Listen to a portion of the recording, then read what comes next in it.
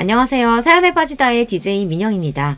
오늘 사연자는 가족을 위해 하마터면 자신의 본분까지 잊을 뻔했다가 정신을 번쩍 차리셨다는데요. 과연 어떤 사연인지 들어보겠습니다. 오늘도 두 가지 사연 준비되어 있는데요. 끝까지 함께 해주실 거죠? 그럼 오늘의 사연 바로 시작해볼게요. 구독과 좋아요 잊지 말고 꾹 눌러주세요. 안녕하세요. 저는 검사 출신 변호사로 일하고 있는 40대 남자입니다. 저는 최근 검사직을 그만두고 변호사 사무실을 개업했어요. 사무실만 개업하면 일도 많고 금방 정신없이 바빠질 줄 알았는데 제 착각이더군요. 검사를 그만둘 때 주변 선후배들이 그냥 그만두지 말고 붙어있으라고 법원 밖으로 나오면 세상이 차갑다고 하더니만 그게 사실이더라고요. 제가 지금까지 40년 넘게 살면서 최근처럼 한가하게 살아본 건 처음이에요. 그동안은 매일 일에 치여서 항상 가정에 소홀한 남편, 애들 일에는 관심 없는 아빠, 부모님 일은 항상 뒷전인 아들이었는데 사무실 개업하고 마땅히 일이 많지 않다 보니 매일 칼퇴근은 물론이고 주말에도 매주 쉬었죠. 갑자기 달라진 일상에 놀란 건 저뿐만이 아니라 가족들도 마찬가지였어요. 매일 7시면 집에 들어오고 주말에도 항상 집에 있으니 다들 어색해하는 것 같더라고요. 한가해진 제 모습에 아이들은 좋아했지만 아내와 부모님께서는 걱정을 하셨습니다. 이번 주도 일이 별로 없어? 자꾸 이래서 사무실세나 제때 낼 수 있는 거야? 그러게 당신이라도 그냥 직장에 붙어있으라니까. 변호사 사무실은 뭐 아무나 하는 줄 알아. 아내가 하는 말도 이해가 되는 게 아내는 약사예요. 아내도 본인이 약국을 운영하다 보니 수입이 불규칙합니다. 그런 와중에 저까지 잘 다니던 직장을 때려치우고 사무실을 내버렸으니 걱정이 이만저만이 아니었죠. 그럼 내가 대책도 없이 그만뒀을까봐? 나도 다 생각이 있으니까 걱정하지 마. 검사로 일할 때는 애들한테 신경 안 쓴다고 매일 다른 아빠하고 비교하더니만 이제야 좀 아빠 노릇 하려니까 왜 또 잔소리야. 애들하고 시간 많이 보내는 거야 좋지만 가장이 일은 해야지. 왜 그렇게 사람이 중간이 없어? 이렇게 한가한 것도 잠깐이야. 이제 조금 있으면 입소문 나서 금방 또 바빠질 거야. 그때 가서 또 애들하고 시간 안 보내니 어쩌니 그러지 말고 지금이라도 그냥 좀 쉬게 놔둬. 그때까지만 해도 시간이 지나면 금방 알아서 일이 잘 풀릴 줄 알았어요. 물론 저도 아내의 잔소리가 다 듣기 싫었습니다. 저도 지난 15년 동안 하루도 쉬지 않고 일만 하며 살았는데 적어도 몇 달은 여유 좀 부려도 되는 거 아닌가 싶어서요. 그런데 생각보다 입소문이 나는데 시일이 걸리더군요. 저는 변호사 사무실을 개업한 지 석 달이 넘도록 제대로 된 사건 하나 맡지 못하고 사무실에 파리만 날리고 있었어요. 모아둔 돈에 퇴직금까지 다 투자해서 사무실을 얻은 건데 이러다 망하면 어쩌나 싶더군요. 불안했던 저는 여기저기 변호사 동료들을 만나며 이런저런 정보를 얻으러 다녔어요. 그런데 이쪽 사정도 몇 년 전과는 많이 달라졌더라고요. 로스쿨 생기고 나서 워낙 젊은 변호사들이 많이 생기니까 이 시장도 많이 변했어. 우리도 가만히 넋 놓고 있으면 안 되고 여기저기 사람들도 많이 만나면서 영업도 해야 돼. 뭐 영업? 아무리 시장이 변했다고 해도 그렇지 여기저기 돌아다니면서 명함이라도 뿌리라는 거야? 친구들의 이야기에 저는 놀라 말문이 막혔습니다. 로펌도 워낙 많아지고 로스쿨 졸업생들이 늘어나면서 변호사들이 전보다 많이 힘들어졌다는 거야 알고 있었어요. 하지만 이 정도로 힘들 줄은 몰랐어요. 너희 아버지 제약회사 임원으로 퇴직하셨잖아. 그럼 병원이나 약사들 아는 사람 많으실 거 아니야. 그쪽으로 한번 제대로 소개받아서 영업해봐. 요즘은 이것저것 기웃거리면서 일거리 찾아다니는 것보다 전문 분야 하나 뚫어서 일하는 게 제일이야. 현재 변호사로 사무실을 개업해 일하고 있는 친구들 이야기를 듣다 보니 제가 현실을 제대로 알지 못한 채 무작정 사표를 내고 나왔구나 그런 생각이 들더라고요. 친구들 말처럼 저는 우물 안에 개구리가 맞았습니다. 법조인이면 학교에서 배운 대로 세상을 조금 더 나은 세상으로 만들고 정의 구현에 힘쓰는 일이라고 생각했는데 아니었어요. 검사든 변호사든 처자식의 생계가 달린 일이니 먹고 살려면 뭐든지 해야 하죠. 저는 친구들의 조언을 받아들여 그 주 주말에 아이들을 데리고 본가에 갔습니다. 친구 녀석들에게 들은 대로 아버지께 도움을 받고자 해서요. 하지만 그 또한 쉽지만은 않았습니다. 저희 아버지께서 보통 고지식한 게 아니에요. 사실 청렴하고 윤리적인 걸로 따지면 제가 아니라 저희 아버지께서 법조인이 되셨어야 해요. 그 정도로 앞뒤 딱 막히고 융통성 없는 걸로 유명해서 법 없이도 살 뿐이셨죠. 어려서부터 아버지는 우리 집의 가장이나 왕이나 다름없었어요. 워낙 고지식하고 본인만의 철학이 확실한 분이다 보니 자식뿐만 아니라 어머니까지 아버지의 말대로 하지 않으면 난리가 났죠. 제가 검사가 됐던 것도 동생이 일찍 시집을 간 것도 다 아버지의 계획이셨어요. 우리 집의 모든 일은 아버지의 결정으로 이루어지지 않은 게 없을 정도로 하나부터 열까지 다 아버지의 생각대로 움직여야 했어요. 사실 저는 검사보다 학교 선생님이 되고 싶었어요. 그래서 교대에 가려고 했는데 아버지의 반대로 법대에 가야 했습니다. 네 성적이면 법대 들어가고도 남을 실력인데 아깝게 교대는 무슨 교대야? 괜한 소리 하지 말고 아버지가 시키는 대로 법대 들어가서 군 제대하자마자 사법고시 준비해. 지금이야 나이도 먹고 제 가정도 생겼으니 아버지의 말에 한마디 토라도 달 수 있지만 어린 시절부터 학창시절까지는 아버지가 무서워서 제 생각을 제대로 이야기하지도 못했어요. 그래도 애가 고등학교 1학년부터 3년 내내 지망학교로 교대라고 쓸 만큼 선생님이 하고 싶다는데 자기가 하고 싶은 대로 좀 하게 놔둬요. 그전까지 아버지에게 찍소리도 안 하시던 어머니마저 제 꿈을 위해 처음으로 아버지에게 반기를 드셨지만 통할 리 없었습니다. 고등학교도 간신히 졸업한 당신이 뭘 한다고 떠들어? 내 아들은 내가 잘 알아. 오태영, 내 아들은 앞으로 큰일 할 녀석이야. 좁아터진 학교에 있기는 아까운 놈이라고. 40년 넘게 평생 직장생활만 하셨던 아버지는 당신이 평생 남의 밑에서 회사만을 위해 젊은 날을 바치며 살아온 게 가장 큰 후회가 된다며 저에게는 항상 남자는 사회에 큰 업적을 남길 수 있는 큰 사람이 되어야 한다고 하셨어요. 그게 바로 검사였죠. 정치부 검사가 돼서 신문이나 뉴스에 제 이름이 나오는 그런 검사가 되었으면 좋겠다고 하셨어요. 아버지의 말을 거역할 수가 없었던 저는 검사가 됐습니다. 결혼도 검사가 되자마자 1년도 되지 않아 아버지의 지인 소개로 만난 여자와 결혼했어요. 아내는 아버지께서 잘 아시는 대형 약국 원장님 소개로 만나게 됐죠. 제가 원해서 나간 선자리는 아니었지만 그래도 아내와는 서로 성격이나 취미도 잘 맞아서 만난 지 1년 만에 결혼을 결심했어요. 그전에도 크게 여자한테 관심이 있거나 제대로 된 연애를 해보지 않아서 아내 정도면 결혼해도 되겠다는 생각에 고민할 거 없이 결혼했죠. 그때까지도 아버지는 제 인생의 가장 큰 결정권자였고 그 점에 저도 불만이 없었습니다.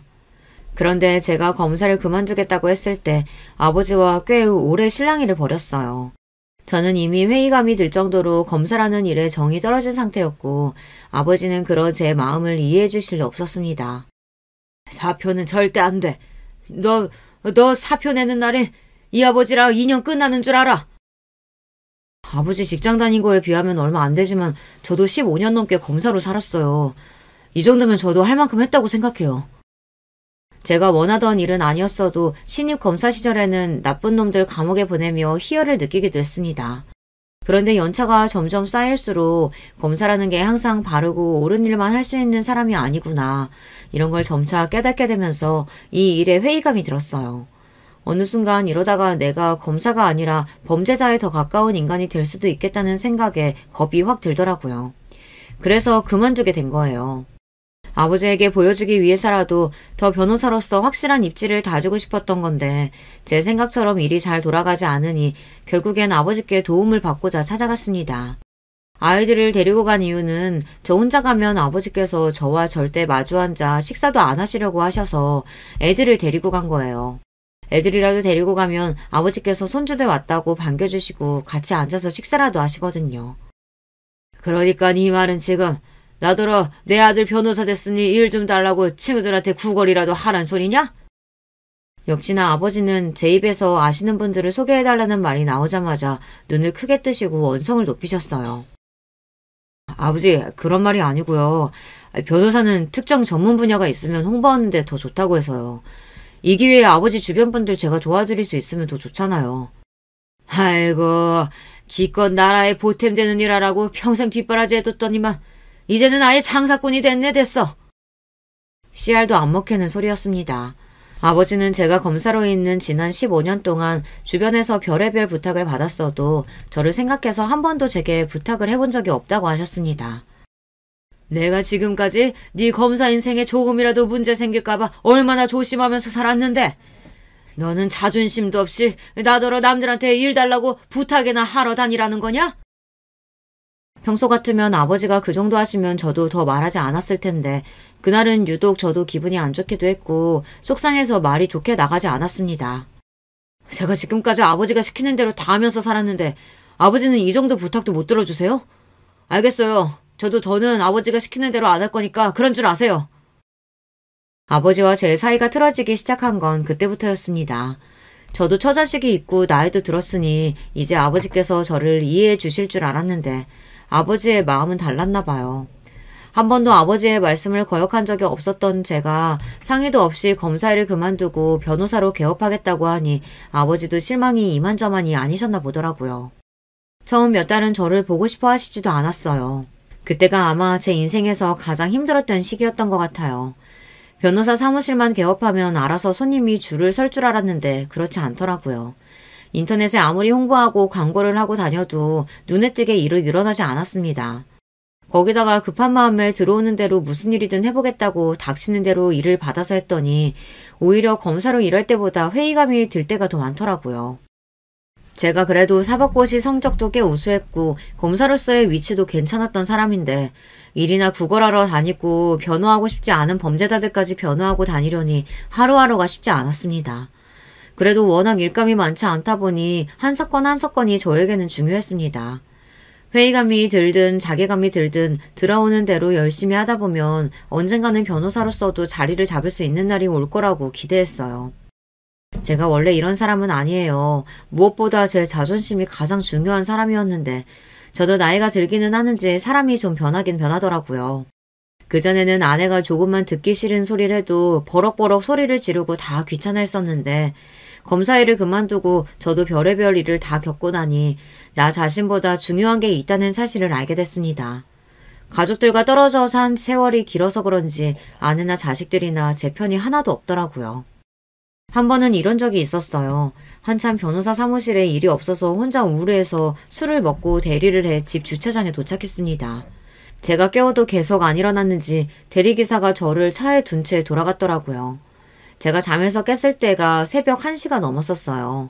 저는 놀라서 핸드폰부터 확인했는데 저에게 걸려온 전화가 하나도 없더라고요. 순간 마음이 울컥할 정도로 좋지 않았습니다. 남편이자 아버지가 연락도 없이 새벽 1시가 될 때까지 집에 들어오지 않았는데 어떻게 아내도 아이들도 전화 한 통을 안 할 수가 있나 싶어서요. 마음속으로는 너무 서운했지만 티를 낼 수가 없었습니다. 별거 아닌 일에 남자가 너무 쪼잔하게 구는 것 같아서요. 그런데 더 충격적이었던 건 그 다음 날이었습니다. 새벽에 들어가 샤워까지 하고 잠이 들었는데 다음날 아무도 저에게 어제 몇 시에 들어왔는지 물어보지 않더라고요. 순간 저도 모르게 기분이 상해서 혼자 괜히 궁시렁거리게 됐어요. 아빠가 어제 저녁에 늦게 들어왔는데 어떻게 한 놈도 연락을 안 할 수가 있어? 당신도 그래. 남편이 새벽까지 안 들어왔는데 잠이 와?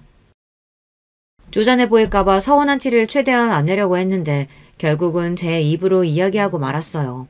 그런데 아내와 아이들의 반응이 오히려 놀라웠습니다. 이 사람이 새삼스레 왜 이래? 결혼하고 지금까지 10년 넘게 같이 사는 동안 당신이 언제 나한테 몇 시에 들어왔냐, 몇 시에 잤냐 한 번이라도 물어본 적 있어? 내내 남처럼 살아놓고 이제 와서 왜 친한 척이야, 어색하게. 자고로 부모는 자식의 거울이라 했어. 아빠는 지방 있는 동안 내 생일날도 한 번도 전화 안 했으면서 내가 아빠 들어왔는지 안 들어왔는지 확인까지 해야 돼? 그러게. 너희 아빠 웃긴다. 회사 그만두는 것도 일절 상의도 없이 마음대로 정한 사람이 갑자기 귀찮게 왜 저런다니? 내가 놀면서 그랬어? 일이 바쁘니까 그런 거지. 사람이 농담 한 번 한 거 가지고 괜히 왜 정색하고 그래. 생각지도 못한 아내와 아들의 반응에 저는 너무 무안해서 괜히 큰 소리를 냈어요. 사실 저도 다 압니다. 제가 검사 일을 하는 동안 너무 바빠서 아내 혼자 아이들을 다 키웠어요. 심지어 검사 일이라는 게 직업을 많이 옮겨 다니기도 해서 둘째 돌 지났을 때부터 학교에 들어갈 때까지는 제가 지방에 있는 바람에 아내가 혼자 애 둘을 키웠습니다. 그때 아내와 정말 많이 싸운 것 같아요. 주말에도 일이 많으면 올라오지 못해서 2주에 한 번 집에 올까 말까였는데 오랜만에 만나서도 얼굴만 보면 서로 싸워서 한 번은 제가 한 달 동안 집에 안 올라온 적도 있었어요. 그런데 그때 하필이면 둘째가 열감기가 심하게 걸려서 아내가 혼자 고생했나 봐요. 그때부터였던 것 같아요. 아내가 저를 남보듯 하기 시작한 게요. 아빠, 그냥 할 말 없으면 말하지 마. 지난 몇 년간 아빠 지방에서 이런다고 엄마가 혼자 얼마나 고생을 많이 했는데 미안한 줄도 모르고 아직도 그렇게 일핑계만 대? 엄마는 뭐 일 안 하고 놀았냐? 딸까지 나서서 저에게 뭐라고 하는데 말문이 턱하고 막히더군요. 처음엔 이 집에서도 내 편이 아무도 없구나 싶은 마음에 서운하다가 순간 정신이 번쩍 들었어요. 마치 지금의 제 모습이 예전에 저희 아버지를 보는 것 같아서요. 어머니도 저도 동생도 아버지와 말이 통하지 않아 언젠부턴가는 아예 말도 안 하고 눈도 제대로 마주치지 않고 한 집에 살아도 남처럼 지냈거든요. 지금 생각하면 제가 너무 생각이 없었던 것 같아요. 아내는 혼자 약국에 출근하면서도 애 둘까지 키우느라 고생이 이만저만이 아니었을 텐데 당시에 저는 제 일이 너무 많고 잠도 제대로 못 자가며 일한다고 매일 힘들다고 짜증만 부렸던 것 같거든요. 저는 절대 아버지 같은 남편, 아버지가 되고 싶지 않았었는데 어느새 저도 아버지와 똑같은 어른이 되어 있었어요. 그제야 그동안 제가 얼마나 잘못하고 살았는지 뼈저리게 느끼게 됐습니다. 그러다 보니 어떻게든 제 힘으로 더 성공하는 모습을 가족들에게 보여주고 싶었어요. 그리고 전과는 달리 좋은 아빠, 좋은 남편이 되고 싶었어요. 그런데 그것도 쉬운 일은 아니더군요. 사람이라는 게 다 때가 있는 거더라고요. 저 나름대로 아내에게 전보다 살갑게 대하고 아이들과도 잘 지내보려고 노력했지만 이미 서로의 마음에 쌓인 서운함과 실망감이 쉽게 해소되지는 않더라고요. 그래도 저는 끝까지 포기하지 않고 앞으로 남은 인생은 일보다 아내와 아이들을 위해 살겠다 다짐했어요. 평소 안 하던 짓을 갑자기 한다는 게 저로서도 쉬운 일은 아니었습니다. 하지만 몇 년 후 아이들이 모두 다 성인이 돼서 독립해 나갈 때 후회하지 않는 삶을 살기 위해 노력하기로 했습니다. 저는 주어진 대로 일도 열심히 하면서 가정에도 소홀하지 않기 위해 퇴근하고 집에 돌아오면 아내와 함께 저녁 준비를 했어요. 주말에는 무슨 일이 있어도 가족들과 시간을 보냈습니다. 처음엔 낯설어하던 아내와 아이들도 제가 노력하는 모습을 보고는 조금씩 마음을 여는 것 같았습니다. 제가 노력하니 확실히 많은 게 달라지더라고요. 전에는 내가 나가서 뭘 하는지 언제 들어오는지 감심도 없던 가족들이 먼저 저에게 전화도 하고 주말에 같이 영화를 보러 가자고 하기도 했어요. 소소한 변화들이 저도 좋았습니다. 검사로 바쁘게 살 때는 제 가정보다 밖의 세상이 더 중요했어요. 말도 못하는 아이들에게 신경 쓰는 것보다 하루라도 빨리 검사로서 인정을 받는 게 더 중요한 제 목표라고 생각하고 살았습니다. 더군다나 그때는 매일 신경이 날카롭게 예민해져 있었고 뭘 해도 행복하지가 않았어요. 그런데 지금은 일이 잘 풀리지 않아도 가족들과 매일 일상을 함께 공유하는 것만으로도 스트레스가 풀리고 주말이 기다려지기도 했습니다. 길에서 맛있는 걸 보면 아내와 아이들이 떠올라 약속이 있더라도 얼른 포장해서 집에 가지고 들어가게 되더라고요. 저도 제가 이 정도로 변할 줄은 몰랐는데 서서히 달라지는 제 모습이 싫지만은 않았습니다. 그런데 저라는 사람을 가만 보면 멀티가 안 되는 사람인 것 같아요. 하나를 깨닫고 나면 꼭 하나를 잃어버리고 말죠. 변호사 사무실을 개업한 이후 아버지와의 관계가 대면대면하게 된 이후에는 부모님께 연락도 잘 안 드리고 찾아뵙는 일도 많이 줄었어요. 사실 가도 아버지께서 저를 본체도 안 하시고 외면하시니 저도 가기 싫더라고요. 명절 때도 잠깐 가서 제사만 후딱 지내고 도망치듯 일찍 와버렸어요. 그런데 명절이 지나고 며칠 뒤 오랜만에 여동생에게 연락이 왔더라고요. 오빠 너무하는 거 아니야? 아무리 바빠도 그렇지 명색이 명절인데 제사만 지내고 후다닥 갔다며? 나도 오빠한테 할 얘기 있어서 이번엔 좀 얼굴 보나 했더니 변호사 돼도 바쁜 거 똑같네 뭐. 그동안 제가 제 처자식 신경 쓸 겨를도 없이 살았었는데 동생이라고 달랐겠습니까? 이미 시집가서 애까지 낳고 사는 동생 안번까지 묻고 살 정도로 한가하지 않았었죠. 아버지가 나만 보면 으르렁거리시는데 가시방석 같아서 더 앉아있을 수가 있어야지. 근데 너는 나한테 무슨 할 말 있는데? 여동생은 사회생활도 안 해보고 일찍이 시집 가서 세상 물정을 잘 몰라요. 그래도 다행히 매제가 사업도 하고 집안도 괜찮아서 어려운 일 없이 잘 사는 걸로 알고 있었죠. 그런데 여동생이 뜬금없는 소리를 했어요. 오빠도 이제 변호사 사무실 개업했으면 이혼소송 같은 것도 변호하고 그런 거야? 결혼한 여동생 입에서 이혼 소리가 나오는데 반가울 오빠가 어디 있겠어요. 저는 얘가 갑자기 무슨 소리를 하는 건가 싶어 왜 그러냐고 물었습니다. 당연히 이혼 소송도 하지. 근데 네가 이혼 소송은 왜 궁금해하는데? 엄마한테 듣기로는 김서방이 매일 술만 많이 먹고 다닌다던데 혹시 무슨 문제 있어? 아니, 문제는 무슨. 그냥 친구 중에 물어보는 애들이 있어서 물어봤어. 나중에 만나면 다시 물어볼게. 싱겁기는. 오빠 요즘 엄청 열심히 일하고 있으니까 주변에 변호사 필요하다는 사람 있으면 무조건 소개해. 참, 매제는 사업 잘 돼가지? 매제한테도 사업하는데 힘든 점 있으면 바로 연락하라고 하고. 그 사람이 하는 일이야 항상 똑같지 뭐. 그리고 오빠, 아버지 요즘 소화도 자꾸 안 된다고 하시고 두통도 심하다고 해서 다음 주에 검사 받으려고 병원에 예약해뒀어. 시간 나면 한번 찾아뵙던지 전화라도 드려. 명절이라고 며칠 전에 다녀왔는데 뭘 또 가. 그리고 아버지가 머리 아프다고 하는 게 뭐 하루 이틀이야. 우리 마음에 안 드실 때마다 머리 지끈지끈하다고 원래도 진통제 달고 사시잖아. 그랬습니다. 바로 며칠 전 명절에 갔을 때도 저에게 일은 좀 많냐고 물으시길래 이제 조금씩 늘어나고 있다고 했더니만 양손으로 머리를 부여잡으시면서 짜증부터 내셨어요. 저 때문에 속이 답답해서 죽겠다고요. 그러게 그냥 직장에 붙어있다가 때 되면 승진해서 부장 되면 얼마나 좋아. 왜 괜한 고생을 사서 하는지 내가 요즘 너만 생각하면 잠도 안 오고 머리가 깨질 것 같다. 남들은 아들이 변호사라고 하면 좋아서 여기저기 자랑하고 다니는데 아버지는 왜 자꾸 그러세요?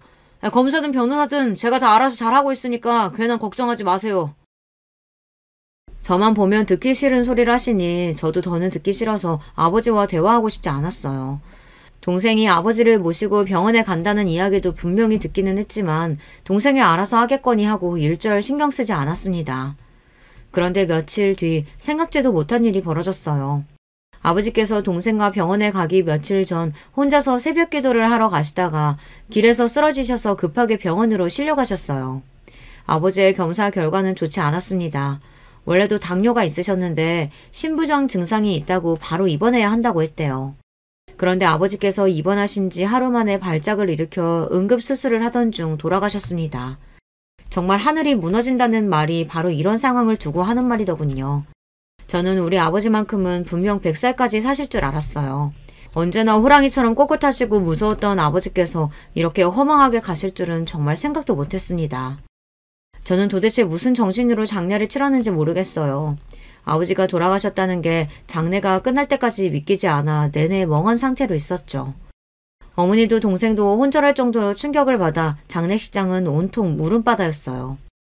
장남인 제가 누구보다 강하게 어머니와 동생을 챙겼어야 했는데 저조차도 충격에 휩싸여 아무것도 하지 못했어요. 그때 아내와 아이들이 있어서 천만다행이라고는 생각이 들었습니다. 아내는 저는 물론 어머니와 동생까지 살뜰하게 챙겼어요. 거기다가 아직 어리다고만 생각했던 아이들도 어느새 제 옆에 서서 제 손을 잡고 의젓하게 조문객을 맞았습니다. 저는 제 가족을 위해서라도 정신 똑바로 차려야겠다고 생각하고 고개를 흔들어 정신을 차렸습니다. 제 인생을 통틀어 그날이 아마 가장 후회되는 순간이었던 것 같아요. 그동안 저는 제가 잘난 인간인 줄 알았습니다. 무엇보다 강하고 무엇보다 단단한 사람인 줄 알았어요. 그런데 아니었습니다. 저는 한없이 모자라고 부족한 사람이었어요. 이 나이 먹고도 아버지에게 제대로 말 한마디 하지 못해서 대면대면한 상태로 해결되지 않은 숙제를 떠안은 채 아버지를 떠나게 했습니다. 화가 났어도 자존심이 상했어도 조금만 참고 아버지와 차분하게 이야기를 나눴어야 했는데 매일 도망만 다니고 회피했던 제가 무엇보다 싫었습니다. 아버지께서 돌아가시고 나서 저는 많은 생각을 했습니다. 평소 아버지와 사이좋은 부자관계로 지냈던 건 아니었지만 그래도 저도 슬슬 나이가 드니 같은 가장으로서 아버지의 마음이 전부는 아니어도 이해가 되긴 되더라고요. 당시에는 아버지도 모두 다 저희를 위해서 내린 결정이었을 거예요. 가족을 누구보다 아끼고 사랑하지만 그들을 진심으로 위하는 방법을 잘 모르셨던 것뿐이었죠. 아버지 유품을 정리하던 중 아버지께서 돌아가시기 전까지 적으시던 일기장을 찾았어요. 아버지께서 남기신 일기장을 읽으면 읽을수록 이게 정말 우리 아버지가 적은 게 맞나 싶었습니다. 그 정도로 아버지가 적은 내용이 아닌 것 같았어요. 일기장에는 온통 가족들을 걱정하고 위하는 마음이 그대로 담겨 있었습니다. 아내고 딸이고 둘 다 마음이 약하고 여려서 걱정이다. 그래도 아들이 있어서 다행이다. 언제나 똑똑하고 현명한 우리 아들이 어련히 알아서 아내와 태미 잘 챙길 거라 믿는다. 평생 엄마나 여동생에게 말이나 행동 모두 다정하게 구신 적도 없는 아버지였지만 그래도 항상 마음으로는 걱정하고 계셨는지 돌아가시기 직전까지 어머니와 동생을 걱정하시며 제가 알아서 잘 할 거라고 믿고 계시더라고요. 아버지의 일기장은 저의 보물 1호가 됐습니다. 아버지와 제 사이에 정이라고는 없다고 생각했었는데 그 일기장을 보고 나서는 아버지께서 저를 얼마나 소중하게 생각하셨는지 알겠더라고요. 아버지의 일기장이 효과가 있었던 게 그 전에는 나 사느라 바빠서 어머니나 동생을 돌봐야겠다는 생각조차 안 했었는데 그래도 아버지 돌아가시고 나서는 확실히 전보다 어머니나 동생이 마음이 쓰이긴 쓰였어요. 아버지 말대로 엄마나 동생 둘 다 저랑 달리 마음도 약하고 힘든 일이 있어도 잘 말을 안 하는 성격이라 제가 더 자주 챙기려고 노력했죠. 그러던 중 생각지도 못한 일이 벌어졌습니다. 그날은 어머니 생신이 지난 지 며칠 되지 않았을 때였어요. 아버지가 돌아가시고 나서 처음으로 맞는 어머니 생신이라 이래저래 마음이 쓰여서 가족들 모두를 우리 집으로 초대했어요. 어머니도 처음엔 아버지 돌아가신 지 얼마나 됐다고 생일을 챙기냐고 하셨지만 막상 집에 모두 모이니 어머니도 덜 우울해하시고 손주들 재롱에 미소도 지으셨습니다. 어머니도 어머니였지만 그날 여동생이 더 신경 쓰였던 게 동생 얼굴이 너무 좋지 않았어요. 원래도 입이 짧고 먹는 걸 즐겨하지 않는 애라 워낙 몸도 마르고 잔병치레도 달고 사는 애예요. 평소에도 컨디션이 좋을 때보다 좋지 않을 때가 많은 앤데 그날은 유독 말도 없고 힘도 없는 게 걱정이 되더라고요. 그래서 며칠 후 회사 근처에서 동생이 좋아하는 빵을 사서 퇴근길에 잠깐 들렸어요. 여동생이 다른 건 몰라도 어려서부터 빵이라면 자다가도 벌떡 일어났거든요. 일이 늦어져서 시간이 늦었길래 빵만 잠깐 주고 가려던 참이었습니다. 그런데 초인종을 눌러보니 조카가 나오더라고요. 늦은 시간인데 동생이랑 매제 둘 다 집에 없다네요. 외삼촌, 엄마 아빠가 술 마시고 온다고 해서 차 가지고 데리러 나갔어요. 늦은 저녁이긴 해도 술 먹고 취하기에는 아직 이른 시간이었는데 매제가 술을 얼마나 마셨는지 벌써 취해서 동생의 술집으로 데리러 나갔다고 하더라고요. 그 소리를 듣는데 저는 미간이 확 구겨졌습니다. 원래 결혼 초기부터 매제가 술을 좋아해서 동생이랑 자주 싸우는 건 알았었는데 애까지 낳고도 저러고 사는지는 몰랐어요. 아빠 평소에도 술 많이 먹고 들어오니? 그럴 때마다 엄마가 데리러 나가고? 오늘은 아빠가 지갑 주고 나갔다고 엄마한테 돈 가지고 나오라고 하신 거고 평상시엔 우리 잠들어야 들어와요. 아빠가 너무 시끄럽게 해서 자다가 깨기는 하지만. 아빠가 술 먹고 오면 지하 못 자게 시끄럽게 해? 나도 못 자긴 하는데 엄마는 아예 자지도 못하게 아빠가 매일 소리 지르고 혼내요. 돈 아껴 쓰라고 카드도 막 뺏고. 어른으로서 조카한테 부부 사이 일을 꼬치꼬치 물어보지 말았어야 했는데 저도 모르게 제 동생이 안쓰럽고 걱정이 되니 절로 질문이 쏟아지더군요. 시간이 꽤 늦고 조카가 하품하며 졸려하는데도 동생이 돌아오지 않길래 제가 방에 들어가 조카를 재우고 나왔습니다. 그때였어요. 동생이랑 매제가 도착했는지 현관문을 열고 들어오더군요. 저는 자리에서 일어나 현관으로 나가려고 했어요. 그런데 그때 생각지도 못한 소리를 듣고야 말았습니다. 내가 너 이럴 줄 알았어. 카드 내역 확인 안 했으면 어쩔 뻔했어. 남편은 하루 종일 나가서 개고생해서 돈 버는데 마누라라는 건 말도 안 하고 엄마 생일 선물로 30만 원을 써? 네가 생각이 있는 년이야 없는 년이야? 여보 그만해요. 애도 아직 안 잘 텐데 보기라도 하면 어쩌라고 이래요. 찰싹. 순간 저는 제가 잘못 들은 줄 알았습니다. 하지만 이 목소리는 분명 매제가 맞았어요. 매제는 제 동생이 어머니 생신 선물로 30만 원짜리 가방을 샀다는 이유로 막말을 퍼붓고 뺨까지 때리는 것 같았습니다. 저는 순간 이성의 끈이 뚝 끊어졌어요. 저는 생각할 것도 없이 그대로 현관으로 나가 언성을 높였습니다. 자네 지금 뭐 하는 거야? 설마 내 동생 얼굴에 손 찍어만 거야? 형님, 여기는 무슨 일로? 연락도 없이 어떻게 오신 거예요? 매제도 제 얼굴을 보자마자 술이 깨는지 눈이 동그래져서 놀란 눈으로 저를 쳐다보더군요. 동생도 놀라기는 마찬가지였어요. 뺨을 손으로 어루만지며 눈물이 가득 고인 눈으로 저를 바라보더라고요. 순간 저는 눈이 획 돌아버렸습니다. 형님 같은 소리 하네. 난 그깟 30만 원 때문에 아내 뺨치는 놈이랑은 형님 매제할 생각 없으니까 입 닥쳐. 태미, 너 지금 당장 짐 싸. 우리 집으로 가게. 형님, 제 말 좀 들어보세요. 형님이 무슨 소리 들으셨는지는 모르겠지만 장모님 선물 때문만 이런 건 아니고요. 이 여자가 카드값이 나와도 너무 많이 나오니까 제가 한 소리 한 거예요. 한 소리? 어떤 남편이 한 소리 한다고 아내 몸에 손을 대? 자네 사람 잘못 건드렸어. 내가 가면 안 될 거니까 그런 줄 알아. 매제가 남편감으로 좋은 놈이 아니라는 거 정도는 처음부터 알고 있었습니다. 하지만 제가 할 수 있는 일은 없었어요. 아버지께서 여자는 무조건 돈 많은 집에 시집가야 한다고 해서 매제에 대해 잘 알지도 못하는 상태에서 집안만 보고 동생이랑 선보기해서 결혼시켰거든요. 매제 아버지가 몇 년 전 아버지께서 제약회사에 있을 때 회사에 투자했던 투자자 중 한 사람이에요. 업계에서도 현금 많은 걸로 유명한 집안이라고 하더라고요. 그것만 믿고 동생을 시집 보낸 건데 동생이 결혼하고 나서부터 지금까지 옆에서 지켜보면서 저는 동생이 행복해 보인다고 느낀 적이 없었어요. 하지만 저도 못된 게 그동안은 크게 신경 쓰지 않았습니다. 부부라는 게 원래 다들 그런 거라고 생각했으니까요. 저도 선봐서 한 결혼이었지만 그래도 1년 연애하고 서로 좋아서 결혼해 자식도 낳고 살다 보니 미운정 고운정 다 들어 이제는 싸우지도 않고 살아요. 저는 막연하게 동생도 그런 줄 알았습니다. 그런데 제가 잘못 알고 있었더군요. 그날 동생과 조카를 데리고 나오면서 매제 이놈에 대해 좀 알아봤더니 질이 나쁜 놈이었어요. 심지어 동생 몸에 손을 댄 게 그날이 처음이 아니래요. 신혼 초에는 매제가 거의 매일 술을 마시고 들어와 동생도 기다리다 지쳐 일찍 잠들었는데 매번 새벽에 들어와서는 남편이 안 들어왔는데 자고 있다고 동생에게 발길질까지 했답니다.